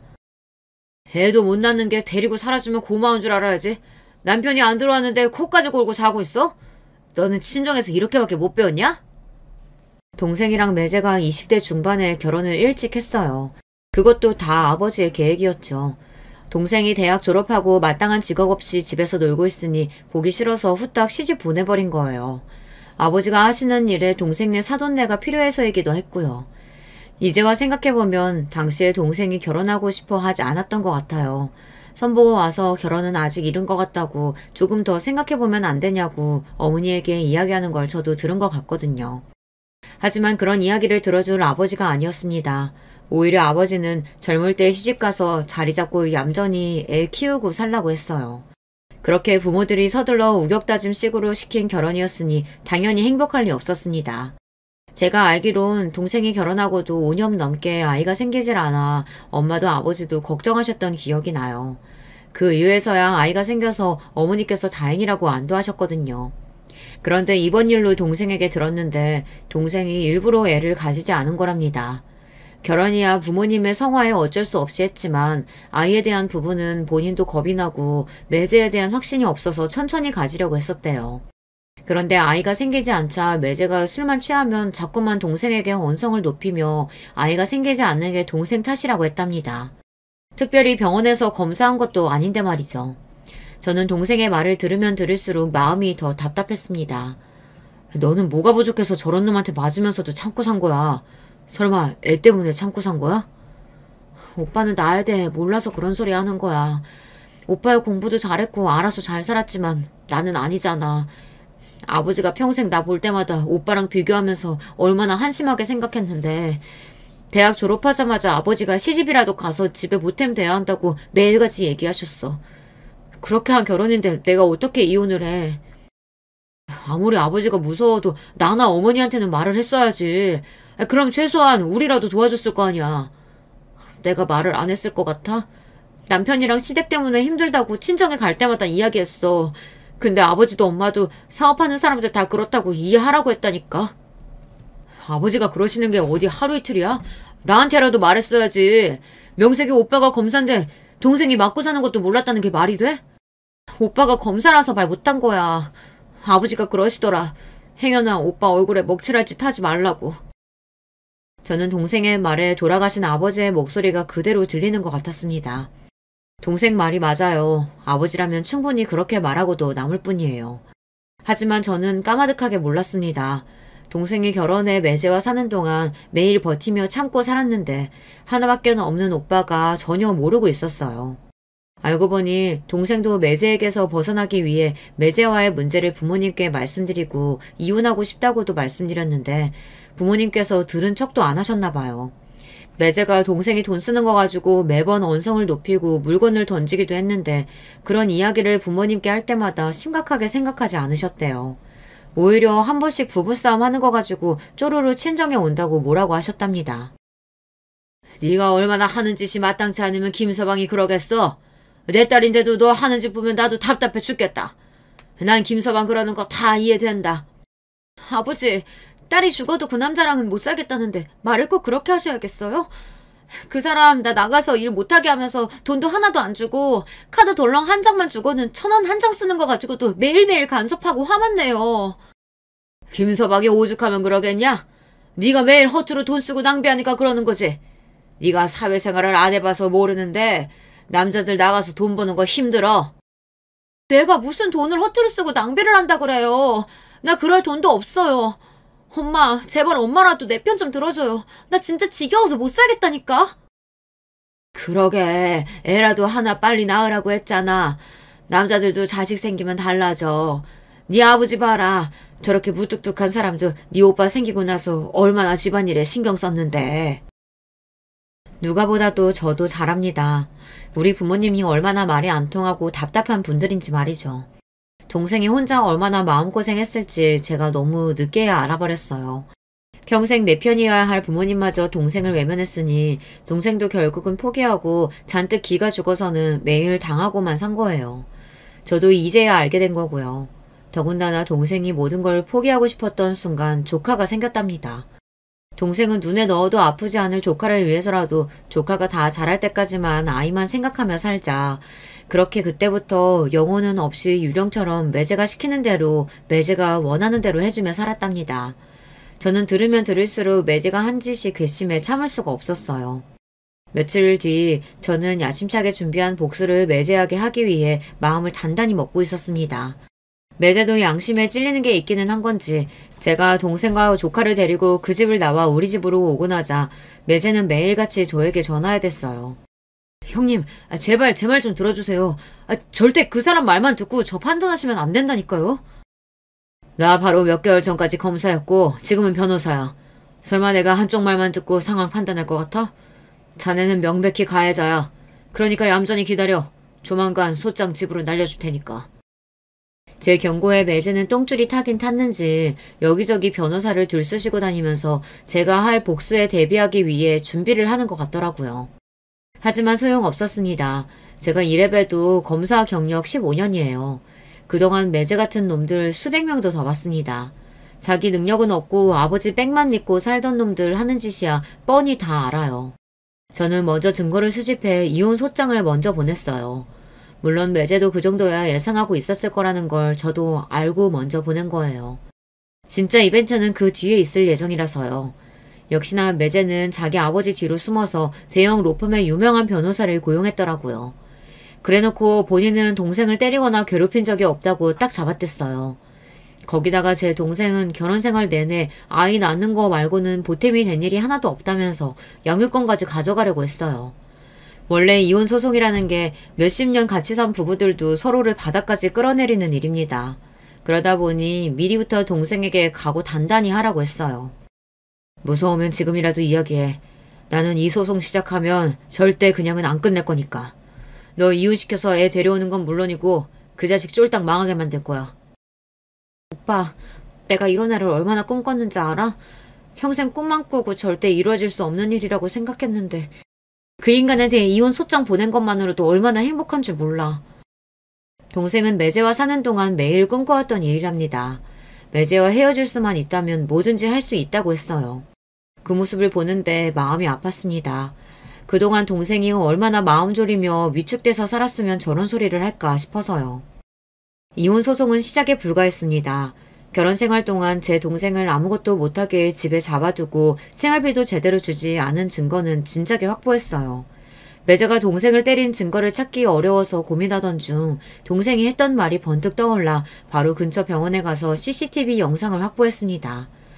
얼마 전 매제가 술에 취해 소리를 지르며 던진 잔에 동생이 맞아서 팔에 상처가 생겨 병원에 다닌 적이 있다고 했거든요. 그런데 매제 이 나쁜 새끼가 혹여나 동생이 병원 다니면 본인이 동생에게 손댄 증거가 남기라도 할까봐 병원에 못 가게 했나 보더라고요. 그런데 동생이 집에서 치료를 하다 안 돼서 매제 몰래 병원에 가기는 했나 봐요. 그런데 뒤늦게 동생이 병원에 갔다는 걸 알게 된 매제 새끼가 병원에서 치료받고 나오는 동생의 머리채를 잡았다고 했습니다. 혹시나 하는 마음에 병원에 찾아갔는데 다행히도 병원 에스컬레이터 앞에 CCTV가 있어서 영상을 그대로 다 찍혀 있더라고요. 그렇게 매제의 귀책 사유를 입증한 동생은 이혼 소송에서 이길 가능성이 커졌어요. 그러던 중 조카의 양육권만은 뺏길 수 없었던 매제 쪽 변호사가 계속해서 양육권을 주장하고 있었어요. 그 순간 제가 준비했던 진짜 이벤트가 시작됐습니다. 제가 처음 계획한 대로 매제를 쪽딱 망하게 할 생각이었거든요. 사실 매제네 집안이 뭐라는 집안인지는 저도 결혼 전부터 알고 있었어요. 그래서 더 매제가 마음에 들지 않았지만요. 아버지께서 쉬쉬하시는 바람에 저도 애써 신경 쓰지 않으려고 했던 거죠. 매제네 집안이 지금은 지방 곳곳에서 모텔이랑 호텔 사업을 크게 하지만 원래는 지방에서 술집을 몇십 개씩 하던 집안이었어요. 흔히들 말하는 룸살롱을 운영하다 불법 영업담 속에 여러 번 걸려서 싹 다 접고 모텔 사업으로 변경한 거예요. 원래도 돈이며 인맥이 많았던 집안이다 보니 아버지께서 여러모로 도움이 되겠다 싶어 그런 집에 동생을 시집 보낸 거예요. 그래도 새로 사업을 전향하면서 이미지도 많이 좋아지고 양심적으로 운영하는 줄 알았는데 이번 일로 매제 뒷조사를 하다 보니 구린 냄새가 나더군요. 알고 보니 매제가 사고를 쳐도 크게 치고 있었습니다. 매제 아버지에게서 물려받았다는 모텔만 잠깐 파봤는데도 이상한 점이 있었어요. 계속해서 영업도 하는 거로 나오고 세금도 꼬박꼬박 내기는 하는데 영업이익이 거의 없는 걸로 나왔죠. 더군다나 가장 이상했던 건 모텔에 방이 없다는 겁니다. 경기도 외곽의 조용한 동네에 있는 모텔인데 항상 전화하면 방이 없다고 했어요. 저는 아무래도 이상해서 매제가 운영하는 모텔 근처 관할서에 조사를 의뢰했습니다. 얼마 되지 않아 바로 매제의 뒷더미를 잡고 말았어요. 글쎄 그 모텔에서 불법으로 BJ들을 고용해서 불법 방송을 한 거예요. 심지어 남자들을 방송으로 유인해 돈까지 뜯어내는 등 별의별 짓을 다 했더라고요. 도저히 더러워서 제 입에 올리고 싶지도 않아요. 이미 피해자도 많은 사건이라 제가 손 쓰지 않아도 증거는 차고 넘쳐 매제는 바로 구속됐습니다. 덕분에 양육권은 동생에게 넘어왔어요. 지난 1년 넘게 동생과 저는 소송만 진행하느라 하루도 다리를 뻗고 잡은 적이 없었어요. 매제나 매제네 집안이나 보통 집안이 아니다 보니 혹시나 저나 동생에게 복수라도 할까봐 무서웠거든요. 그나마 다행이었던 건 매제네 아버지, 동생 시아버지께서 매제보다는 나은 분이라는 겁니다. 그 전에 술집을 하면서 불법적인 일을 저지르긴 했어도 새로 사업을 변경하면서 돈도 많이 벌고 이미지 변화에 힘쓰고 계셨는데 아들이 이런 대형 사고를 쳤으니 많이 놀라셨나 보더라고요. 저는 당연히 매제가 한 짓을 매제네 집안에서도 알고 있는 줄 알았는데 전혀 모르고 계셨는데요. 매제가 혼자 저지른 짓이었습니다. 내가 우리 며느리 볼 낯이 없어서 창피한 무릅쓰고 변호사님한테 연락했어요. 사돈이 돌아가시면서 내 딸 잘 부탁한다고 그렇게 부탁했는데 내 자식 놈이 이런 짓까지 저질렀으니 앞으로 내가 죽어서도 사돈 얼굴을 볼 수가 없네요. 혹여나 그놈 출소한다라고 해도 절대 우리 며느리랑 소녀 앞에 나타나지 못하게 할 테니 걱정하지 말고 마음 놓고 살라고 전해줘요. 힘든 일 있으면 꼭 나한테 연락하라고 하고요. 그래도 매제 아버지라는 사람은 말이 좀 통하더군요. 본인 아들이 저지른 짓이니 알아서 책임지겠다고 제 동생에게 위자료도 넉넉히 지급하고 양육비도 매달 지급하기로 합의를 봤어요. 사업에 대한 부분도 불법적인 부분이 있으면 뭐든 인정하고 벌받겠다고 하셨고요. 1년 반 넘게 긴긴 싸움을 하는 동안 저도 동생도 많이 지쳤었지만 그래도 지금은 괜찮습니다. 동생과 조카도 이사해서 잘 살고 있고 동생도 새로 일자리를 구하기 위해 자격증 시험 공부도 하고 있어요. 이혼 소송을 시작할 때는 마음 약한 동생이 이 힘든 싸움을 잘 견뎌줄 수 있을까 내심 걱정했었는데 끝까지 잘 해내는 모습을 보니 대견하더군요. 그리고 가장 신기한 건 바로 접니다. 그동안 저도 많이 변했어요. 평생 앞에 주어진 일만 생각하며 앞만 바라보며 살아왔는데 동생의 일을 같이 해결하는 동안 사람이 사는 데 있어 가장 중요한 건 역시나 가족이라는 생각이 들더라고요. 아무리 바빠도 우리 가족과 동생과 조카 그리고 어머니와 함께 한 달에 한 번은 무조건 모두 모여 밥도 먹고 여행도 가고 해요. 물론 만날 때마다 티격태격 싸우긴 하지만 그래도 이제는 전처럼 서로 미워하진 않아요. 이런 모습을 하늘에서 아버지도 뿌듯하게 바라보고 계시겠지 싶습니다. 앞으로는 저희 가족의 앞날에도 꽃길만 펼쳐질 거라고 응원하는 댓글 많이 남겨주세요. 끝까지 저희 이야기 들어주셔서 감사합니다. 여러분의 가정도 언제나 편안하시길 바랄게요. 안녕하세요. 요즘처럼 오락가락하는 날씨에 괜스레 마음까지 뒤숭숭해지는 날입니다. 뭐 하나 진득하게 해봐야 하는데 날이 후덥지근하니 만사가 귀찮고 뭐 좀 해보려 문을 열고 나가면 비가 쏟아져서 하루를 망치는 것 같은 때죠. 그렇게 시시각각 바뀌는 환경에 영향을 덜 받을 수 있도록 더 굳은 다짐으로 나아가야겠다고 오늘도 마음먹어봅니다. 그래서 이렇게 무더운 날씨에도 노트북 앞에 앉아 오랜만에 타자를 띄엄띄엄 써보고 있습니다. 전부터 꼭 한번 보내보고 싶었던 사연을 쓰기 위해서요. 반갑습니다. 나이가 들다 보면 자기소개를 할 기회가 많지 않아서 뭐라고 저를 설명해야 할지 모르겠지만요. 저는 60대 초반의 평범한 여성입니다. 수다스럽고 얄밉지만 웃긴 남편, 순둥이 같은 강아지 이렇게 셋이서 살고 있어요. 우리 부부 사이엔 딸아이 하나가 있는데 같은 동네에서 홀로 살고 있고요. 부모라면 의뢰 비슷할 텐데 저는 딸만 생각하면 웃음이 나오기도 한숨이 나오기도 합니다. 혼자서도 알아서 잘해 나가는 모습을 보면 흐뭇해 웃음이 나오고 또 반대로 혼자 있는 그 모습이 안쓰러워 한숨이 나오기도 하죠. 원래 딸은 혼자가 아니었거든요. 오늘은 우리 딸아이에게 지옥과도 같았던 지난 기억을 이야기해 보려고 합니다. 저는 결혼을 꽤나 늦게 한 편이었어요. 당시 20대 후반이면 주변에 비해서 늦은 편이었거든요. 그도 그럴 게 가정 형편이 너무나 안 좋았습니다. 결혼 같은 건 꿈도 못 꿀 정도로요. 아버지는 공장에 다니시다가 팔을 다친 뒤로 아무 일도 하지 못한 채 집에만 계셨고 엄마는 청소일을 다니셨어요. 낮이든 밤이든 새벽이든 상관없이요. 엄마가 그렇게 쉴 틈 없이 일해봤자 셋이 먹고 살기에는 턱없이 부족했습니다. 매일 몸이 끊어질 듯 일하고 집에서도 몸이 불편한 아버지의 수발을 드는 엄마를 보면서 저는 어떻게든 빨리 돈을 벌어야겠다고 생각했어요. 그러지 않으면 엄마가 곧 우리를 떠나거나 아니면 아예 이 세상을 떠날지도 모른다는 생각이 들었거든요.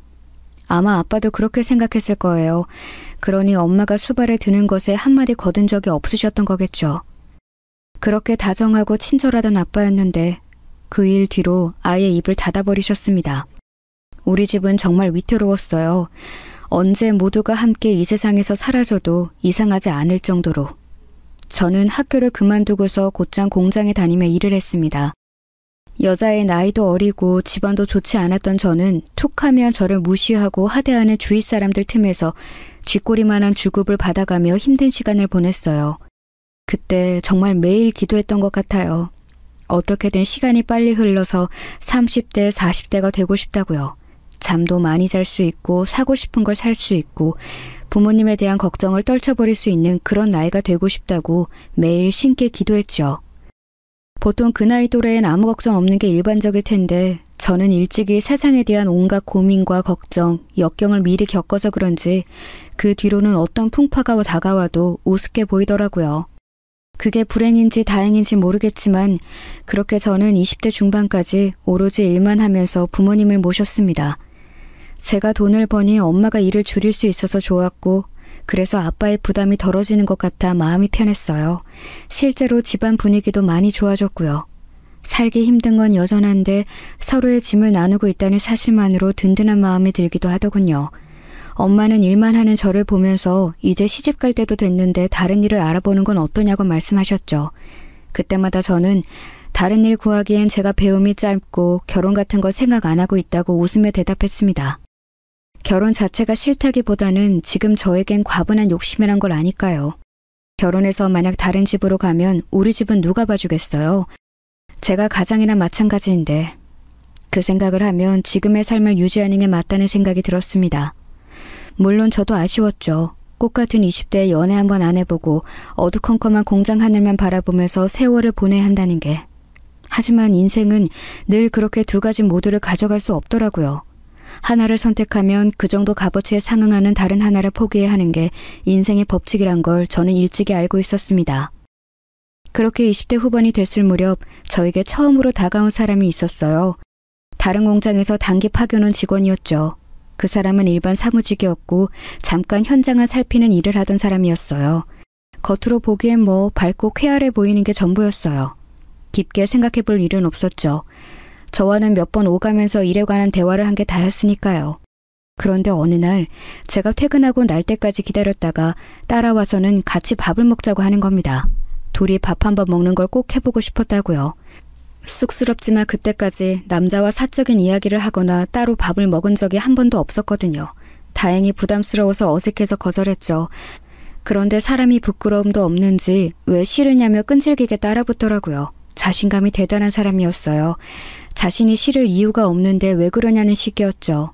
이것 또한 다행인지 불행인지 모르겠지만 저에겐 괜찮은 남자의 기준이 없었어요. 만나본 적이 없으니까. 그러다 보니 본인의 입으로 자신이 괜찮다고 대놓고 이야기는 그 사람의 말을 쉽게 믿게 된 거죠.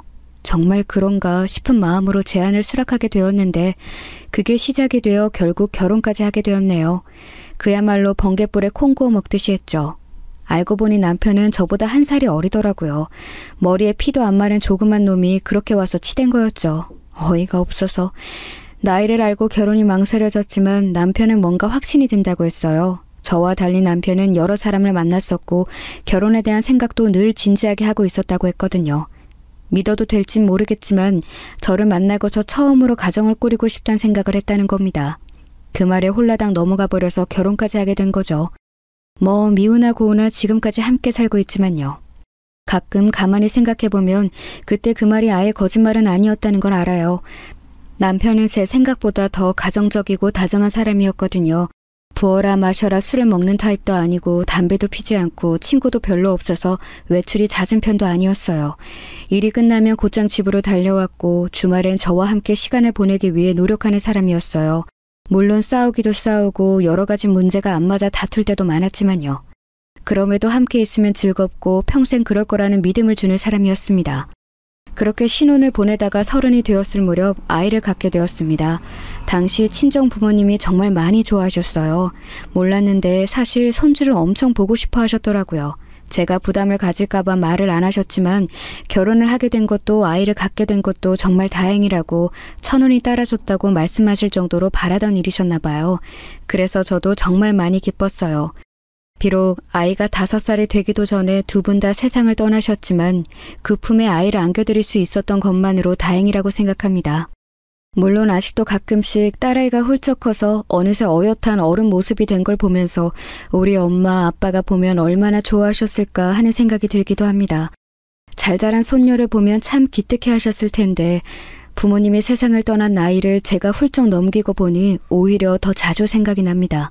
그렇게 평생을 내내 고생만 했는데 뭐가 그리 급하다고 일찍 가셨을까 싶어서요. 원망도 되고 안쓰럽기도 하고 서글프기도 하지만 인생은 원래 그런 거겠죠. 아이를 키우면서는 시간이 어떻게 흘러갔는지 모르겠어요. 어릴 적 내일 아침에 눈 뜨면 40이 되길 바랐는데 말이죠. 그 꿈이 정말 실현된 것만 같았어요. 어느 날 눈을 떠보니 제가 40이 훌쩍 넘어 있더라고요. 그게 다 아이를 키우면서 시간 개념이 사라진 것 같아요.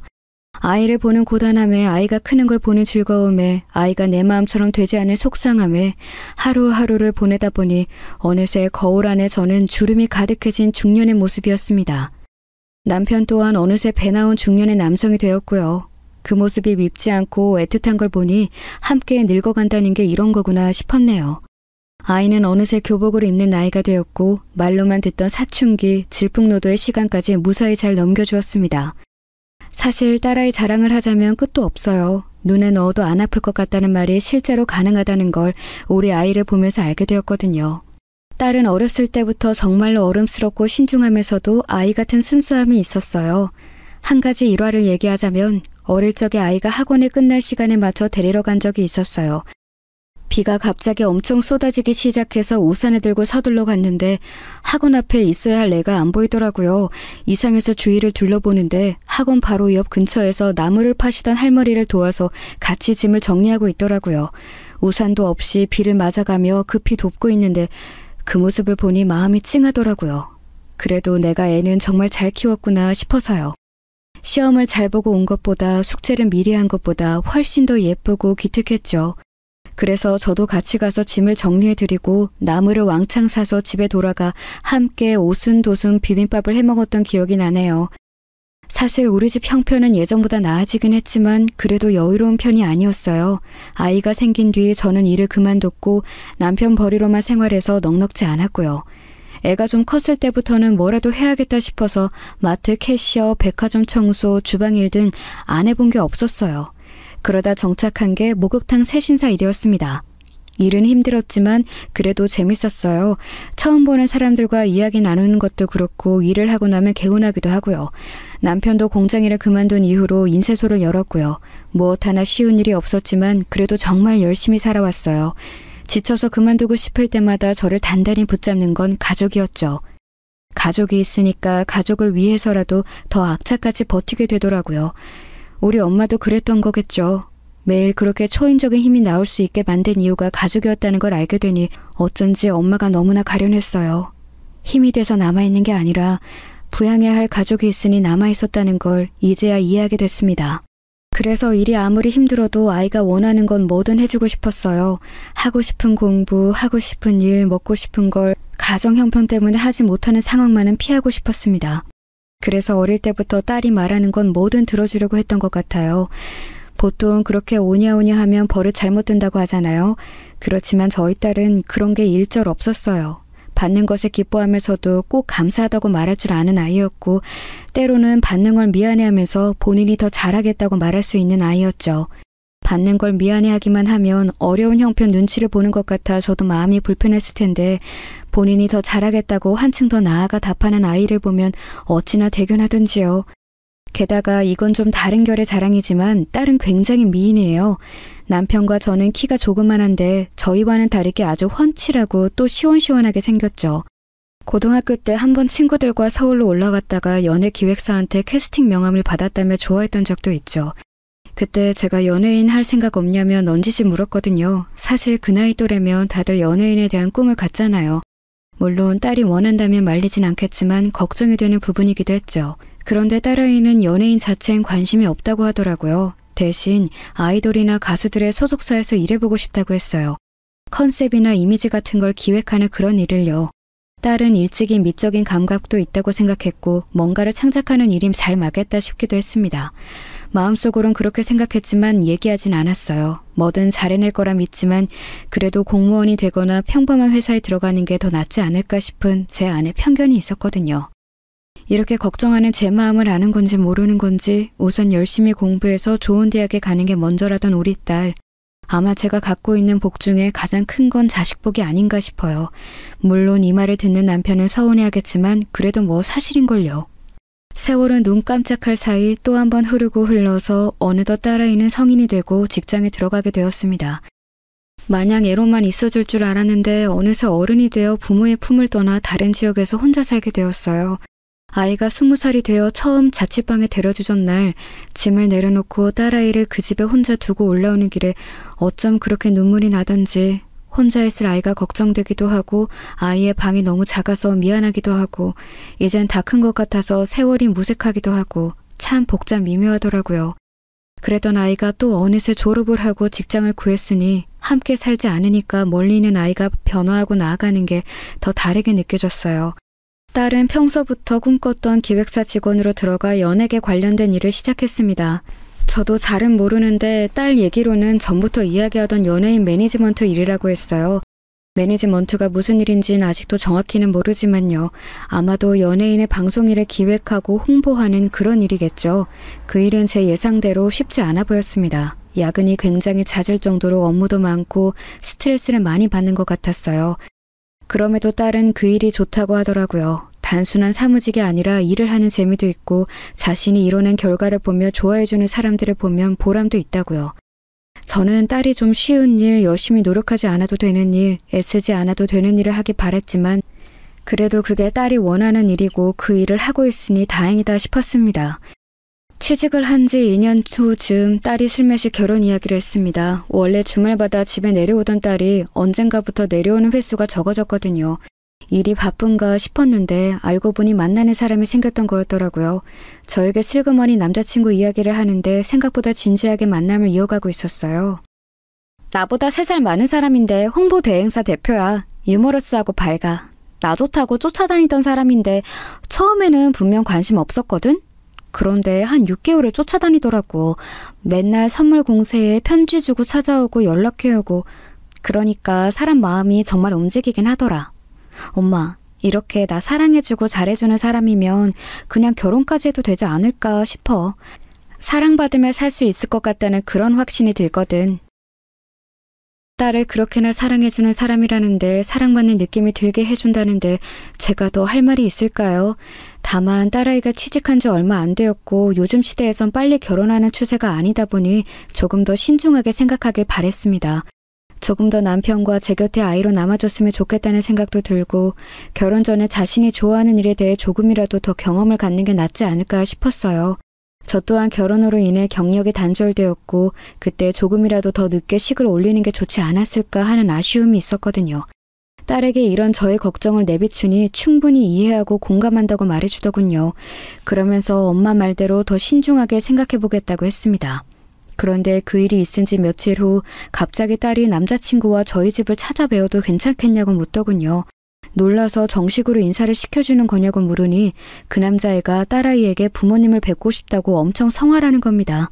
딸아이가 안 된다고 몇 번을 거절했는데도 딱 한 번만 뵙고 싶다고 했다네요.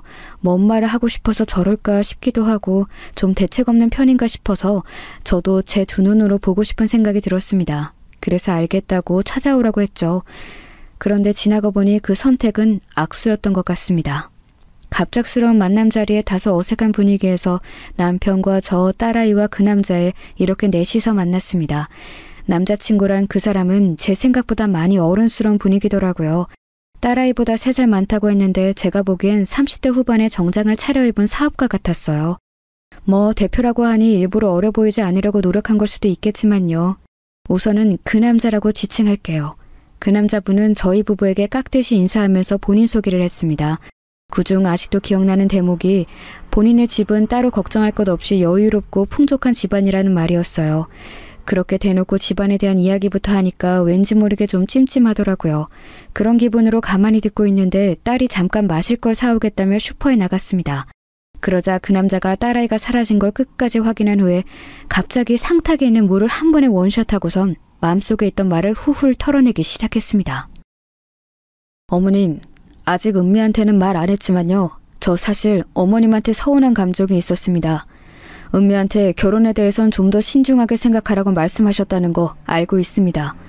그런데 저희 이제 둘 다 어엿한 어른이고 각자의 감정에 대해 잘 알고 있거든요.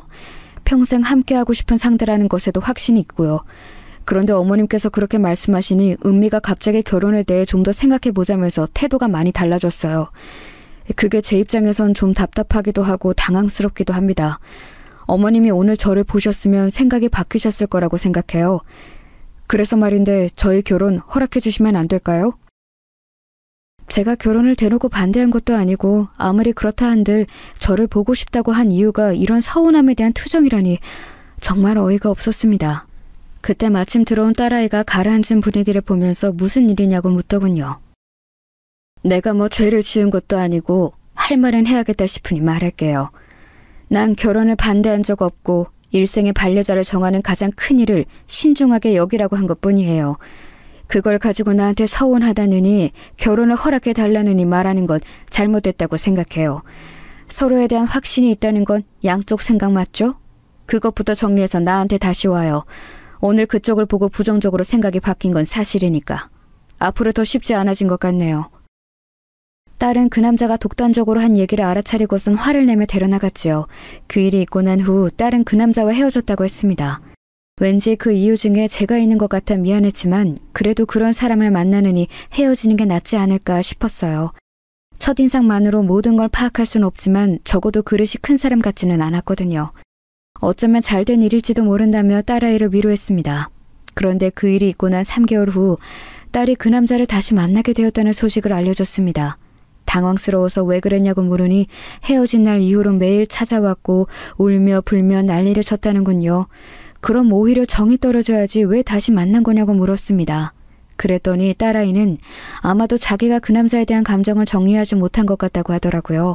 애초에 헤어진 것도 싫어서 헤어진 게 아니라 우리 집에서 있던 일로 헤어진 거였고 그렇게 매달리는 모습을 보니 사람이 할 짓이 못 되는 것 같아서 마음이 너무 아팠다네요.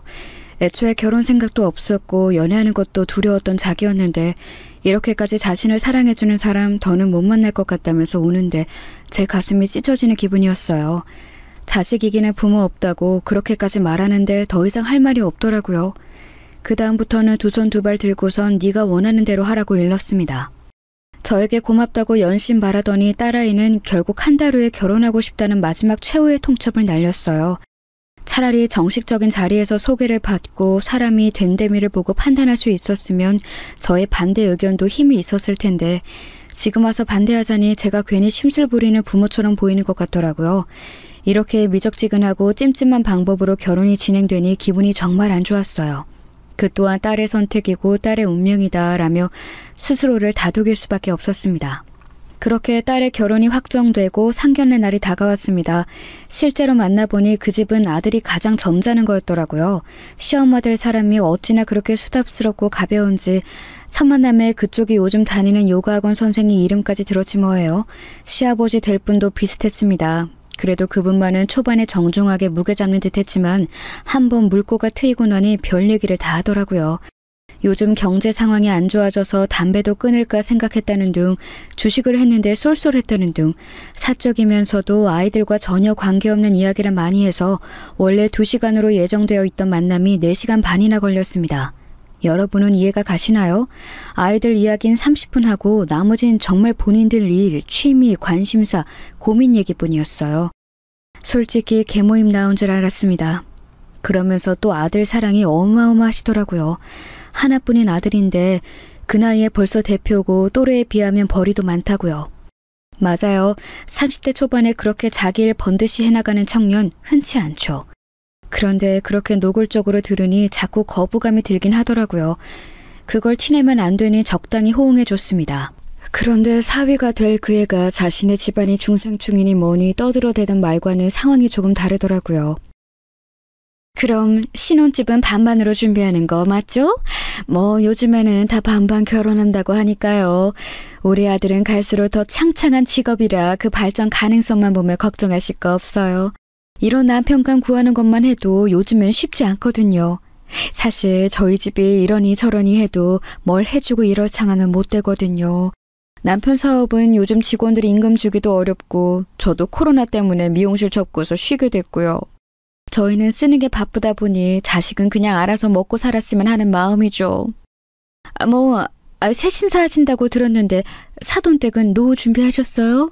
아이들한테 손볼릴 스타일은 아니신 것 같은데 빨리 준비하셔야겠다. 그쵸? 제가 괜히 없는 말에 기분 나빠하고 꽁해진 게 아닙니다. 사람 면전에서 계속 저런 식으로 살살 사람 속을 긁으니 누가 좋아할까요? 남편이 그나마 나서서 우리가 알아서 할 테니 신경 쓰시지 않아도 된다고 말했으니 망정이지. 그 사람이 말하지 않았으면 아마 제가 격앙된 상태로 쏘아붙였을 겁니다.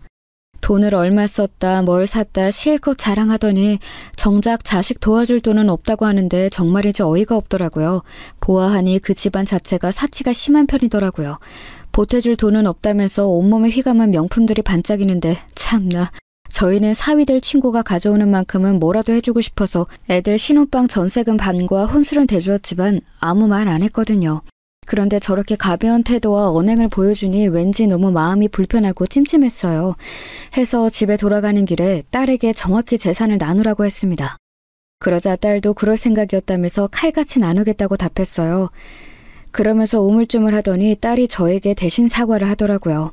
엄마 직업에 대해서 왈가왈부하는데 너무 화가 났다고요. 그 자리에서 따지고 싶었는데 싸움이 날까봐 참았다는군요.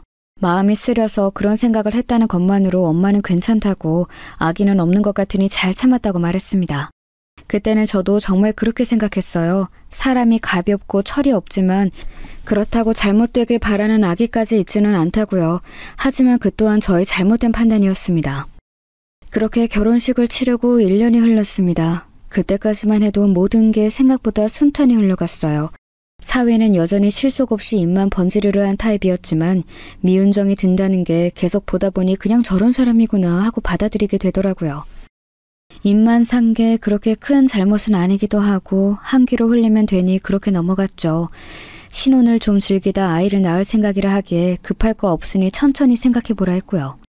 그런데 어느 날 딸아이가 오밤중에 집을 찾아왔습니다. 큰 가방 하나만 덜렁 들고서요. 너무 깜짝 놀라서 무슨 일이냐고 물으니 그저 웃으면서 별일 없다고 그냥 엄마 아빠 보고 싶어서 왔다는 말만 하더군요. 딱 봐도 분명 무슨 일이 있는 사람 같았습니다. 그런데 아무리 물어도 도통 답을 해주지 않으니 너무나 답답하더라고요. 짐까지 싸들고 나온 걸 보면 부부싸움인 것 같은데 그럼 더 이상 캐물으면 안 되겠다 싶어서 그냥 두었죠. 그 일이 있고 난 후 몇 번을 더 집을 찾아왔어요. 그때마다 아무 말 없이 자기 방에 들어가 자고 출근하고 퇴근하고 짐을 싸서 다시 나가길 반복했죠. 여전히 아무 말 하지 않았고요. 우리가 걱정하는 걸 끔찍이도 싫어하는 아이인데 그럼에도 저렇게 집을 찾아오고 또 아무 말 안 하는 걸 보니 분명 큰일이 있겠다 싶었습니다. 점점 말라가는 아이를 보면서 아무래도 신경이 쓰여서 딸이 좋아하는 반찬을 바리바리 싸서 집으로 찾아갔습니다. 미리 연락을 하고 갔는데도 차가 막혀서 딸이 좀 늦는다 하더군요. 집에 사위가 있을 거란 말에 반찬이 날씨 때문에 쉴까 싶어서 일단 먼저 갔습니다. 오랜만에 사위를 보았는데 어쩐지 인사할 때부터 좀 시큰둥하더라고요. 제 방문이 마음에 들지 않은 듯 보였습니다. 우선은 깊이 생각하지 말자 싶어서 반찬을 내려놓고선 냉장고를 정리해주고 있었어요. 그런데 사위가 그런 제 모습을 옆에 서서 가만히 보더니 이런 말을 하더군요. 어머니, 혹시 은미가 시켰어요? 이러면 제가 신경 쓰고 마음 불편할 것 같아서? 네, 그래요. 마음 불편한 건 맞으니까 이만 돌아가세요. 그런데 이러셔도 저 더 이상 할 말 없어요. 이미 할 만큼 했으니까 뭘 더 하라는 얘기예요? 지금 무슨 소리 하는 거야, 이서방? 은미가 뭘 시켜? 내가 굳이 자네 신경 쓰게 할 이유가 뭐가 있어? 제가 아예 모르는 눈치이자 사위가 금세 당황하는 겁니다. 이게 다 무슨 소린가 싶었어요. 그때 딸아이가 급히 안으로 들어왔습니다. 저는 속이 너무 답답한 나머지 곧바로 딸에게 물을 수밖에 없었어요. 이서방이 무슨 말을 하는데 난 하나도 못 알아듣겠네? 둘 사이 무슨 일이 있는 거야? 아니, 무슨 일인 것까진 말 안 해줘도 돼. 그래도 이런 모습 보고 있는 건 너무 걱정되고 마음 쓰여. 얼른 해결을 하고 정리를 해야지. 뭐 하는 거니? 어머님, 아까는 제가 말 실수한 거예요. 별일 없습니다. 걱정 끼쳐드려서 죄송해요. 그냥 사소한 일로 다툰 건데 은미랑 잘 해결해 볼게요. 사위가 말을 끝내자마자 가만히 듣고 있던 딸이 사위의 뺨을 때렸습니다. 갑작스럽게 일어난 일에 놀라서 저는 그 자리에 얼어붙을 수밖에 없었어요. 사위는 벌겋게 변한 뺨을 부여잡고 무슨 짓이냐며 큰 소리를 냈습니다. 그러자 딸이 충격적인 이야기를 꺼내기 시작했어요. 뭐? 사소한 일? 별일 없어? 네가 인간이면 최소한 우리 엄마 앞에서 실수 같은 거 하면 안 되지. 더 고개 숙이고 조아려 하지. 엄마, 이 사람 바람 폈어. 그것도 술집에서 만난 여자들 3명이랑. 아니, 혹시 모르지. 나한테 들킨 거 말고 더 있는지도. 그렇게 여자들 만나서 히히덕거리면서 나한테 사랑한다 말하고 나밖에 없다고 말했어. 이게 정상이야, 엄마? 내가 미안하다고 사과했잖아. 몇 번을 사과하고 무릎도 꿇었잖아. 그런데 이렇게까지 해야 해? 어차피 너도 이대로 이혼하면 손해 아니야? 돈도 잃고 직장 가봤자 이혼녀 타이틀만 얻는 거잖아. 나도 할 말 많은데 여태까지 참은 거란 생각 안 해? 솔직히 너도 나 아니면 결혼 같은 거 생각 없다고 했고 만나고 싶은 사람도 없었다며. 막말로 그럼 내가 너 걷어준 거 아니야? 그럼 대충 눈 감아줄 수도 있잖아. 사업하면 잠깐 그럴 수도 있는 건데. 그 말을 들은 전 곧바로 주위에 보이는 짐 전부를 집어들고 사위에게로 던졌습니다. 도저히 인간으로 안 보여서 그렇게 할 수밖에 없었어요. 딸아이가 말려서 간신히 멈추긴 했지만 정말이지 맘 같아선 그 자리에서 죽이고 싶었습니다. 저는 딸의 손을 잡고 그 지옥 같은 집 밖으로 나왔어요. 그리고는 딸을 안아주고서 함께 엉엉 울었죠. 너무 가엾고 안쓰러운 내 딸, 모든 게 제 잘못 같았습니다. 딸을 그 인간 옆으로 보낸 나의 죄, 이 끔찍한 생활을 견뎌내야 하게 했던 나의 죄, 분명 힘든 걸 알고도 일찍이 알아봐주지 못한 나의 죄 같았습니다. 딸은 저에게 미안하다면서 연신 사과했어요. 그러면서 꺼낸 딸의 이야기는 충격적이었습니다.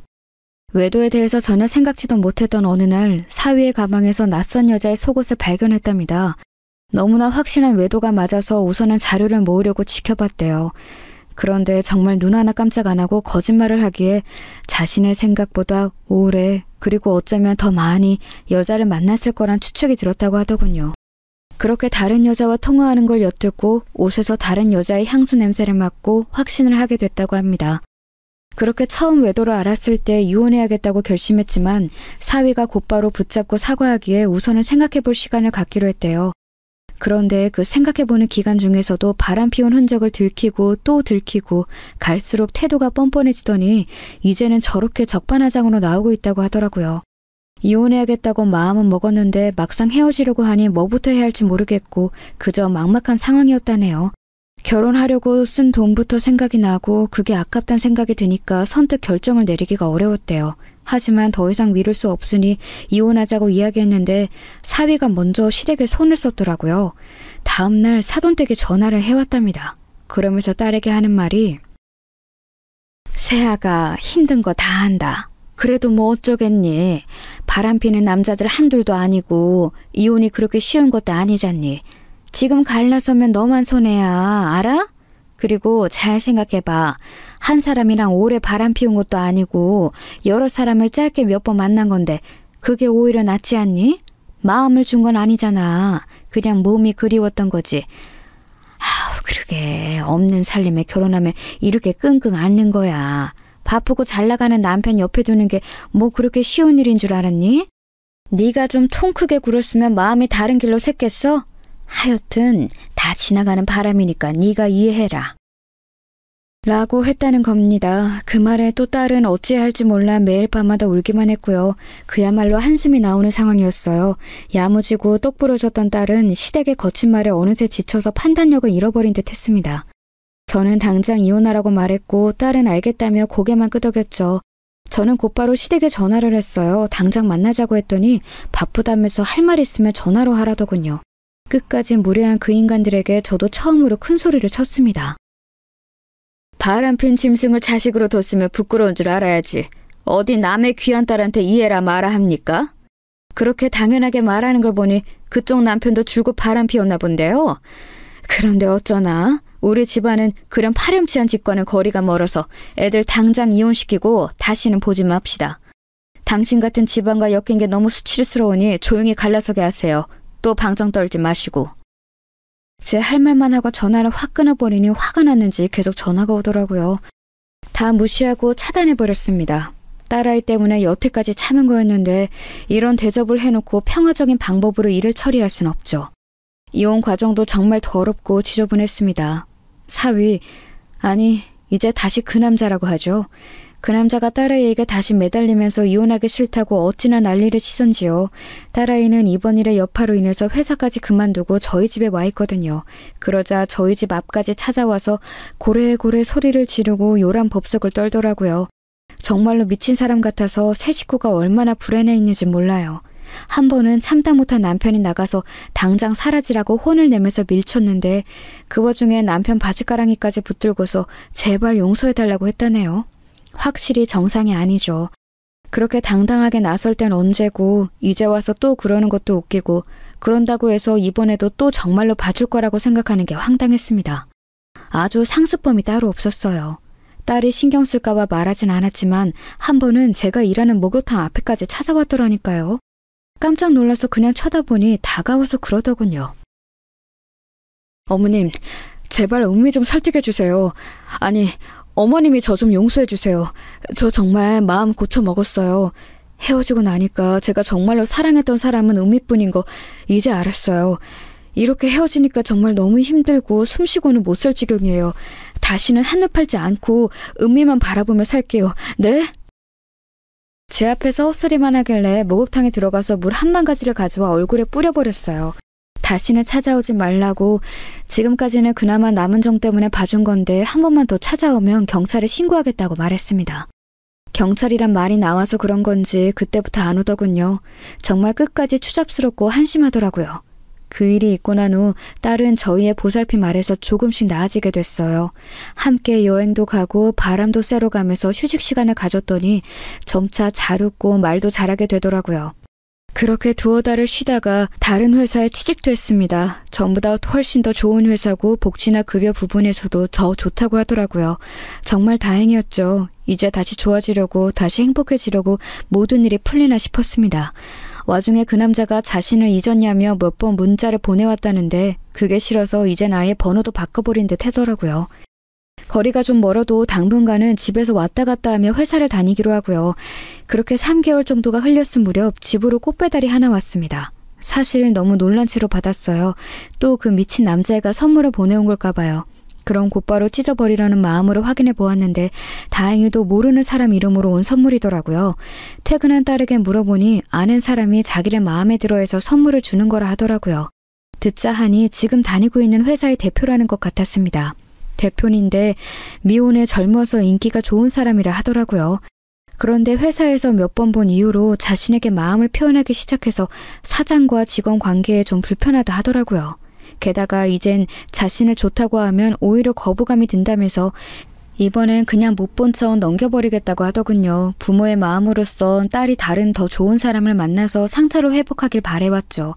하지만 이번엔 딸의 말이 이해가 갔어요.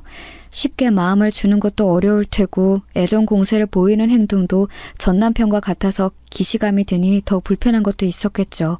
이제는 그저 시간이 약이라는 생각에 딸아이가 하고 싶은 대로 두기로 했습니다. 그 뒤로 몇 번 더 선물이 왔고 아마 익숙하게 받는 걸 보니 뭔가 진전이 있는 듯 했지만 물어보진 않았죠. 그렇게 안정을 되찾을 무렵 저도 늘 똑같이 일터로 출근한 날이었어요. 가보니 어쩐지 익숙한 사람이 의자에 앉아있더라고요. 전 사돈댁이었습니다.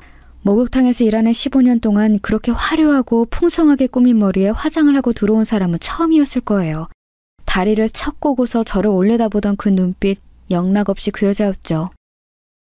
어머, 이게 누구야? 사돈댁 아니에요? 너무 오랜만이다. 이쪽에서 일한다고는 들었는데 이 집일 줄은 몰랐네. 나도 오랜만에 때 좀 밀려고 하는데 부탁해도 되죠? 아무리 일이라고는 하지만 그래도 껄끄러우실까봐. 누가 봐도 제 기분을 망치려고 온 사람이었는데 그 도발에 넘어가는 게 싫어서 알겠다 했어요. 뭐가 그리 좋은지 연신 저를 보며 웃더군요. 최대한 침착하자라는 마음으로 준비해서 똑같이 일했어요. 그런데 참 역시나 그게 목표가 아니어서 그런지 혼자 계속 떠들어대더군요. 제가 열받을 말만 골라서요. 일부러 세게 미는데도 아픔을 참는 건지 아님 너무 오래 묵힌 때인 건지 잘만 참고서 얘기를 이어가더라고요. 아니, 좀 궁금하긴 했어요. 우리 아들은 이제 싹 다 잊고 새 출발했거든요. 애가 워낙 근면성실하다 보니 일도 너무 잘 풀리고 있고 앞으로 또 잡힌 계획도 많더라고요. 사이언기업 들어보셨죠? 그 외 있잖아요. 연예인들이 자주 홍보하는 곳. 거기랑도 새 프로젝트 하려고 준비한다 하더라고요. 우리 아들은 일낼 줄 알았다니까. 눈치 없이 자랑이 너무 길었나? 그래서 그쪽 딸은 아직도 거지처럼 지내요? 거지라는 말을 듣는 순간 저도 모르게 그 여자의 머리를 내리쳤습니다. 악 하고 비명을 지르는데 주위 사람들이 다 쳐다볼 정도였죠. 다행히도 마침 옆에 지나가는 사람이 있었어서 그 사람이 팔을 치는 바람에 한 실수였다고 둘러댈 수 있었어요. 그러자 그 여자 얼굴이 아주 불에 탄 듯이 붉어지더라고요. 그 얼굴을 보며 저는 편안히 말했습니다. 다행히도 우리 딸도 잘 지내요. 그런데 아무리 악연이라 해도 연은 연인가 봐요. 우리 딸이 새로 들어간 회사가 사연기업이거든요. 어쩜 이렇게 만난다. 아참, 그리고 거기 대표랑 재혼했어요. 부럽죠? 웃으면서 이 말을 하니 그 여자가 정말 뒷목을 잡으면서 곧바로 일어나더군요. 저에게 말도 안 된다면서 어떻게 제 딸 같은 이혼녀가 그 대기업 대표랑 재혼을 하냐며 큰소리치면서요. 저는 다행히도 우리 집으로 배달 왔던 꽃편지에 적힌 이름을 기억하고 있었죠. 그 회사 대표 이름이 박선우잖아요. 미혼의 젊은 대표. 우리 집으로 자주 선물도 보내요. 보여드려야 믿을 텐데 또 보여주기는 싫네. 하여튼 그렇게 알고 있어요. 곧 재혼할 텐데 축의금은 안 보내도 돼요. 결혼할 때 거지처럼 돈 한 푼도 안 보태준 집에서 벼룩에 간 빼먹는 거 나도 원치 않으니까. 마지막 말에 그 여자는 도저히 못 참겠다는 듯 씩씩거리며 목욕탕을 빠져나갔습니다. 얼마나 당황했으면 가는 길에 미끄러져 엉덩방아까지 찢더라고요. 주위에 있던 아주머니들과 아주 신나게 웃었죠. 그 뒷모습을 보며 어찌나 속이 시원하던지. 아니나 다를까 그날 저에게 모르는 번호로 문자가 왔더라고요. 거짓말하니까 기분 좋냐? 한심한 여편네 라고요. 그래서 조용히 딸이 받았던 꽃다발과 카드를 찍어서 보내줬죠. 그러자 답장이 없더라고요. 거짓말이면 뭐 어떤가요? 진짜로 딸이 재혼이라도 할까봐 그날부터 전전긍긍하면서 배 아파할 텐데 저는 그거면 충분해요. 기분이 좋아져서 그날 있던 일을 곧바로 딸과 남편한테 이야기해 주었는데 딸은 그저 웃고 남편은 못마땅해 하더라고요. 뭐하러 그런 거짓말까지 했냐고요. 남편이 제게 핀잔을 주자 딸이 제 편을 들면서 그 거짓말을 현실로 이루어줘야 속이 더 시원할 것 같다고 하는 겁니다. 그 대표랑 진짜 만날 거냐고 물으니 아직은 모르겠다고 모호하게 말했지만요. 다만 그 전 남편과 하는 프로젝트는 막을 수 있을 것 같다고 하더군요. 그렇게 될지 안 될지는 모르겠지만 듣기만 해도 제 몇 년간 묵은 한이 내려가는 기분이었어요. 그런데 일주일 후에 정말 속 시원하게도 그 남자가 딸아이 회사와 진행하던 일이 엎어졌다는군요. 이래서 사람이 죄짓지 말고 잘 살아야 하나 봅니다. 자신이 한 일이 이렇게 돌아올 수 있다는 걸 그 사람도 뼈저리게 느꼈으면 좋겠네요. 그 일이 있던 날 밤 남편이 제 손을 꼭 잡아주면서 얘기했습니다. 우리가 넉넉한 집안도 아니고 여유로운 형편도 아니지만 지금처럼 이렇게 정직하게 열심히 살아가자고요. 이렇게 살다 보면 분명 좋은 날이 있을 테니까 그 사실만 믿고 우리의 자리를 지키며 살아가자고 말해주었습니다. 저도 분명 가족들과 함께라면 그런 날이 올 거라 믿었죠. 딸애는 이제 곧 다시 한번 집을 나가 새로운 보금자리로 이동할 계획입니다. 자식을 내보낸다는 건 늘 한 치 앞도 알 수 없는 정글로 보내는 불안한 기분이에요. 그렇지만 더욱더 성숙해진 딸이 무슨 일이든 잘 해낼 거란 믿음이 생겼으니 전보단 편안해진 듯합니다. 일이든 사랑이든 딸의 선택이 옳은 길보단 행복한 길이었으면 합니다. 그동안 많이 힘들고 괴로운 시간들이었으니 우리 앞에 놓인 길은 평탄했으면 하는 바람으로요. 지금까지 저의 이야기를 들어주셔서 감사합니다. 좋은 하루 보내세요.